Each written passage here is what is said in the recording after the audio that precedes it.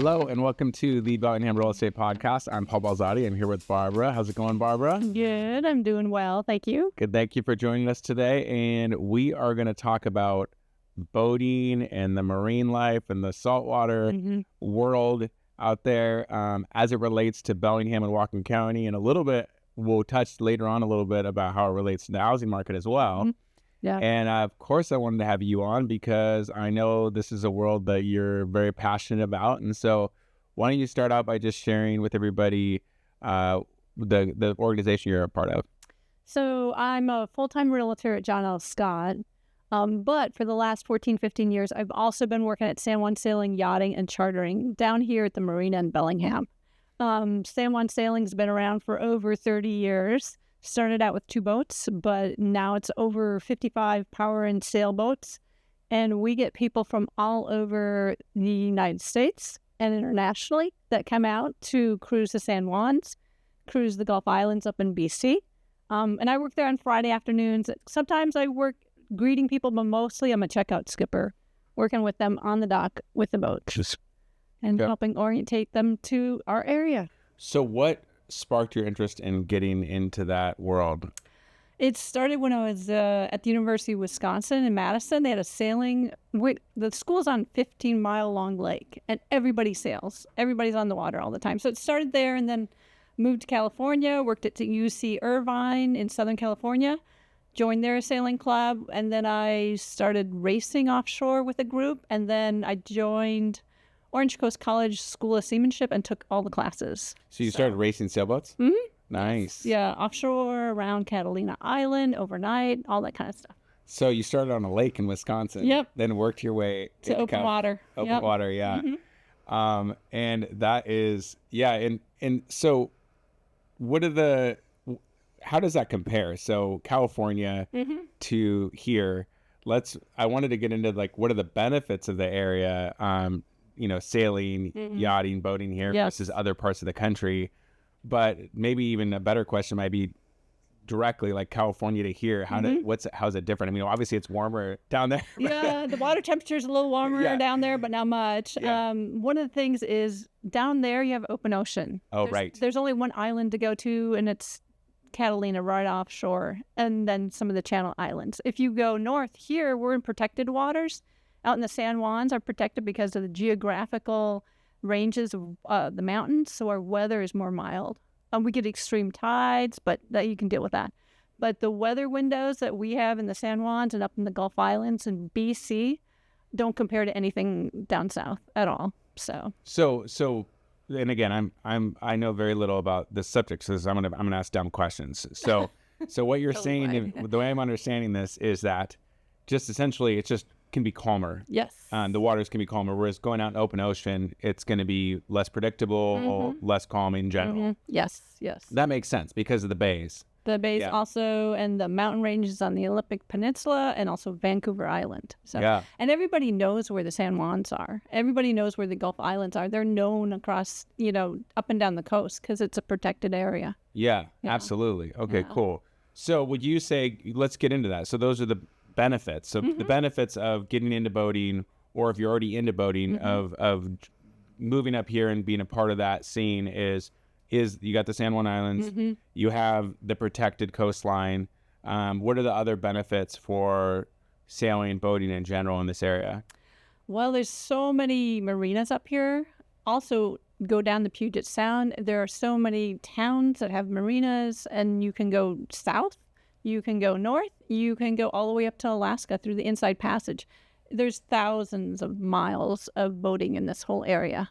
When you're yachting, or not yachting, when you're yachting, that's different. I'm sorry. When you're sailing, what would be the farthest that you would, like, coming out of Bellingham? If you're coming out of Bellingham, how far would you I guess it depends on the size of the sailboat, right? I mean, I guess but on do you guys have a sailboat? Do you have your own? Oh, we used to, yeah. Okay, so when you had your own sailboat, would you just jump over to Orcas Island, or would you go? Oh, yeah. So when we lived aboard down south on a boat, sold that one, bought another one. And you lived on the boat for that? Yeah. Yep. That's pretty common too. And not common, but like, is there, sorry I'm asking now 2 questions at once, but isn't there locations or on most of these marinas? Do they let you live in the marina in the summer? Year round. Year round. So and there's people year round that do, right? Yes, in Bellingham, there's people out on GDoc who live year round. And you've done it. That was in Southern California where it's warm. Here, no. We bought a boat. We had it in the water, and we had a 30-foot. We did like 1,000 nautical miles in the Gulf Islands and the San Juan in 2 years. Okay. So we were out and about. So from here, you can go all the way. You could go all the way to the North Vancouver on the Inside Passage.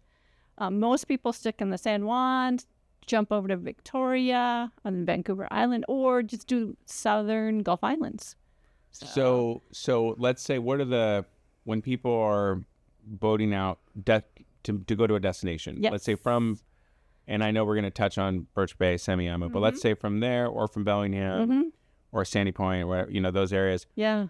What it would be like maybe the top 5, 6, 7 destinations as far as spots that are the most popular to go out to. Yeah. One of the jobs that I do when I'm talking to the charter guests is route finding. What do they want to do and where do they want to go? Most popular is hitting so there's a chain of islands before you even get into the San Juans. They're part of the San Juans, but they are all state parks. And so it's all recreation. It's all fishing, kayaking, paddleboarding around, and just hiking. So Susha's the first most people go to. Yep. And then they hop into the northern Gulf Islands, and they go into Roche Harbor, which is on San Juan. Yeah, it's a beautiful marina. It's very old, but meaning historic. But it's one of the biggest marinas in the San Juan. And then they hop down to Friday Harbor. Yeah. And then they go to Rosario, which is on Orcas, and then they come back, and that's a 10-day cruise. Oh, wow. If you do that one. Yeah, because the distances aren't too far, but it takes time.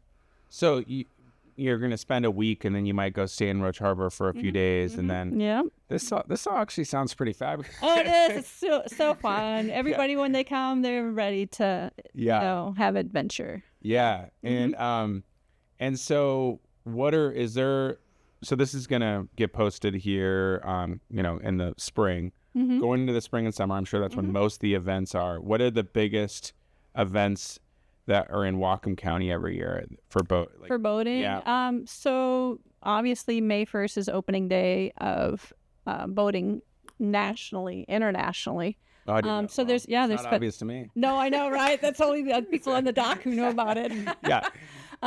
That is opening day. There's events like. What does that mean, the opening day? Because opening day is basically a party. Okay, so because you can technically go out, obviously, whenever. So it's just like, hey, this is the day that we're gonna celebrate. It's like go time. Yep. Yeah. So the charter season here starts in April. Starts in April. Okay. Goes all the way to the 1st of November. That's our charter season. You can boat year round, no problem. If you have the proper, boat and knowledge and understanding of weather patterns, you can go all year round. So. Right. But one of the events that.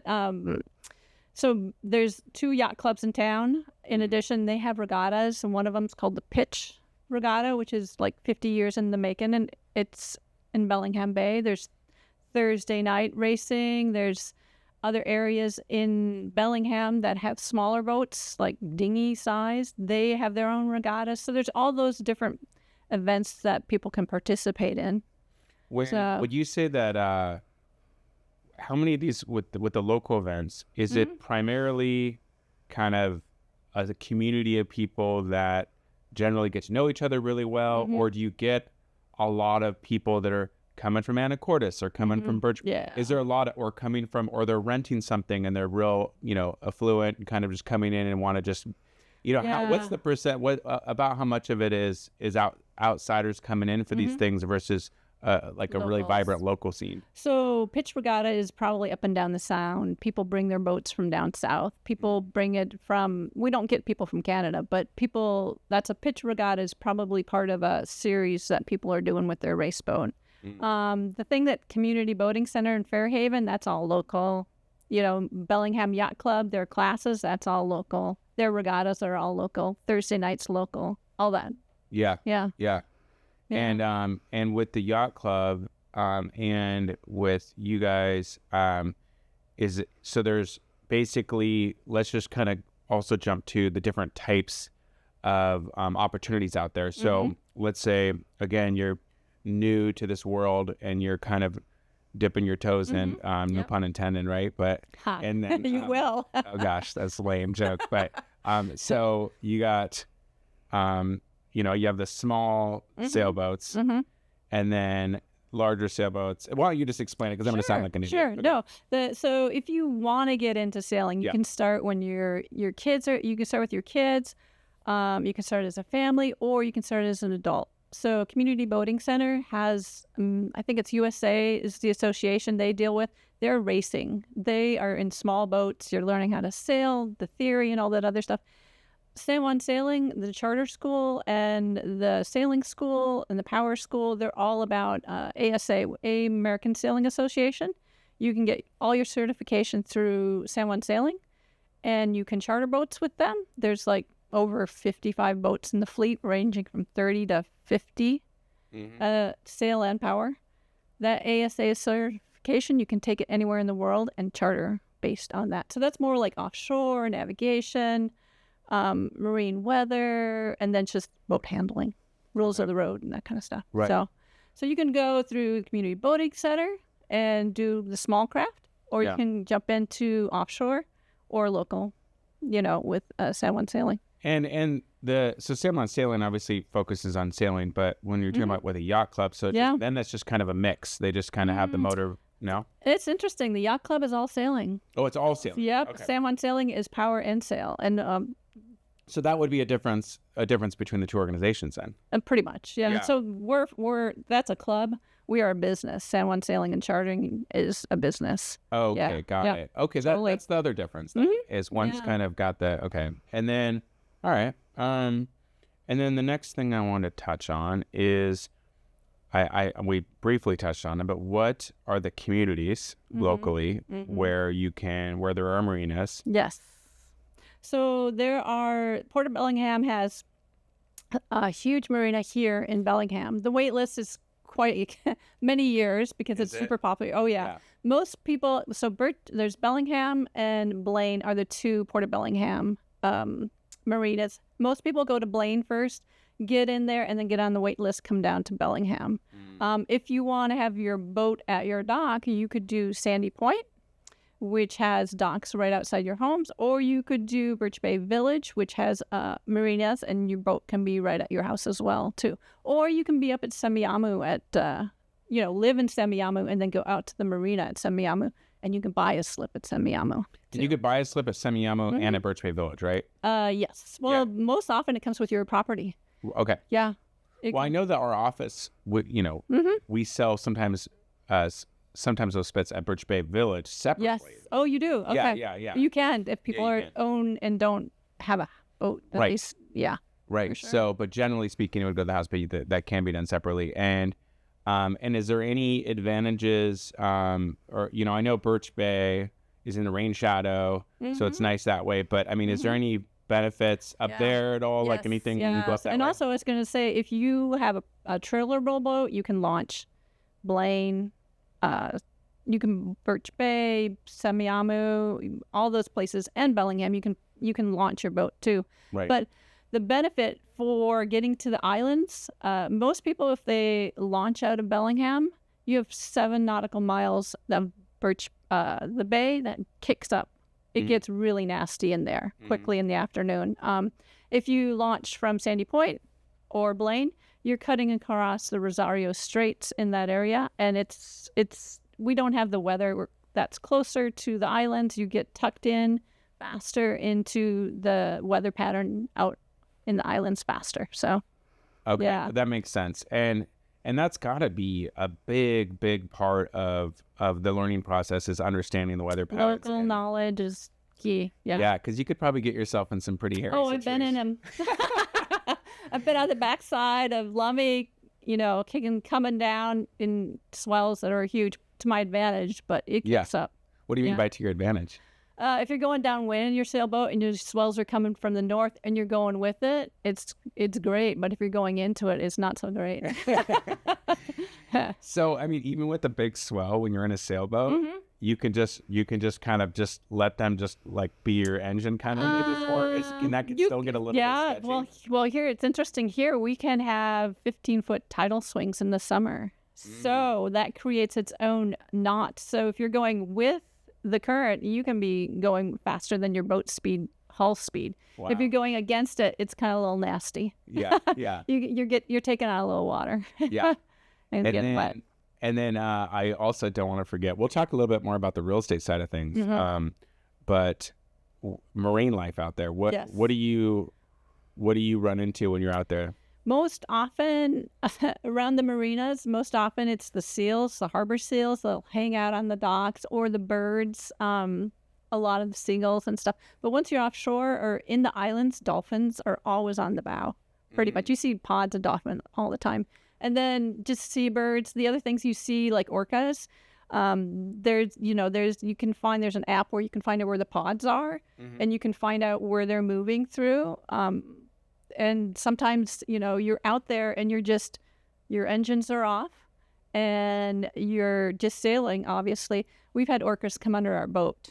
Wow. Because they're coming down and we're going up, and they just come out. So you're supposed to stay, in Canada, you have to stay away from them because that's their feeding grounds in certain areas. So you get heavily fined for being in the wrong place at the wrong time. But, if they're transiting, they're out there. Yeah. Yeah. So I didn't realize, I knew obviously orcas because there's all sorts of orca, and that's important for people to know if they're moving into the area. There's whale watching, all the time that goes out of the bay. But I didn't realize that you see a lot of dolphins too. Yes, all the time. Huh. Yeah, dolphins and they're smaller porpoises. Okay. Yeah. Okay, smaller porpoises. Okay. And you definitely know about the seals. If you've hung out at all by a marina. Yes, sometimes they're hanging out. Just come, and especially down in Bellingham, they'll hop on the dock and just sun. Yeah, I don't remember where it was out of, but there used to be a one-eyed Willie or something that was just like, that would just hang out. That's Friday Harbor. Oh, that's Friday Harbor, One-Eyed Willie. Yep. I remember, yeah. Oh my gosh. Yep. Lots of memories of that. And then okay, so jumping into the real estate world. So if you're looking for a home, yes. You mentioned Sandy Point. Yes. Semiahmoo, Birch Bay Village. Yes. Any other kind of tips for people who are relocating here that are into this world, areas to look, things like that? So I currently have a client who has a sailboat, and they are up in Birch Bay Village. Yeah. And they go in winter in Mexico during the winter, and then they come back up here and they cruise with their boat. But being in Birch Bay Village, they're feeling like their boat is very secure from weather, from theft, because it's a secured community. So they leave their boat in the water unattended. They don't have anybody checking on it, and they feel Birch Bay Village is great for them. Yeah. Semiahmoo, all the marinas here are gated, so the codes change every week. So nobody can just walk on the dock. So being in a secure place like Birch Bay Village has an extra layer. Semiahmoo, you could keep your boat up there, but Birch Bay Village is what most people who work at San Juan Sailing keep their boat either in Marina or live up in Birch Bay Village because they just like the quick access and the security of it all. Yeah. And Sandy Point as well, but it's a little bit smaller. Right? It's smaller. They have their challenges with their opening to get out. They have to take it at high tide because it's narrower. And if you have a keel boat, you're drawing 6 or 7 feet. So you have to kind of time it right. Keel boat, is that just a deeper boat? Down the sailboat is the keel down below. Oh, okay. How much you are pulling through the water. Okay, so that would it'd be better for like a motorboat, not as big for sailboats. Oh yeah. Yeah. They only draw like 2 to 3 feet at the most. So it's mostly motorboats there. Yep. Mostly power, up in that area. Sweet. So and okay, so anything else that you want to touch on as far as so we touched on the different, I think we covered the organizations, right? Yeah, different ways to get into sailing on saltwater. And then if you want to learn how to sail or powerboat, they have a school, San Juan Sailing or Community Boating Center has, and I've done the Community Boating Center for fun. Yeah. And on the racing dinghies, and that's a lot of kids, a lot of adults. That's a huge, vibrant community too. Yeah. And that's and then are they the ones who have the spot in Lake Whatcom too on So that is Lakewood. Lakewood is a sailing base that's for Western students, alumni, staff, and then also BTC and another organization. If you're a student, you can go there and take classes, charter boats, rent them on the lake. Yeah, and that's probably I think if I was to learn, I'd feel better about learning. Well, Lake Whatcom is not too much different temperature than. Oh, really? Yeah, not too much. And I mean, so you would argue. I mean, you're a little biased because you're. I'm just joking, but no, but no. So in your first entry sailing class, you have to turtle your boat. You have to. You have to get in the water, and so if you're going in the salt water and you have a wetsuit on, it just takes your breath away. Yeah. Lake Whatcom, a little warmer, but you're still cold. Yeah, and they do that to the kids too. Right? Oh, they do. Yeah, and the kids love it. Yeah, totally crazy. Oh my gosh, that's great. Yeah. Well, that was very informational for me. So I hope it was for others listening or watching. And if you want to help looking for a home or have real estate or marina questions, you can reach out to Barbara. Yeah, absolutely. And thank you for watching and listening, you guys. Yeah. Cheers. Thank you.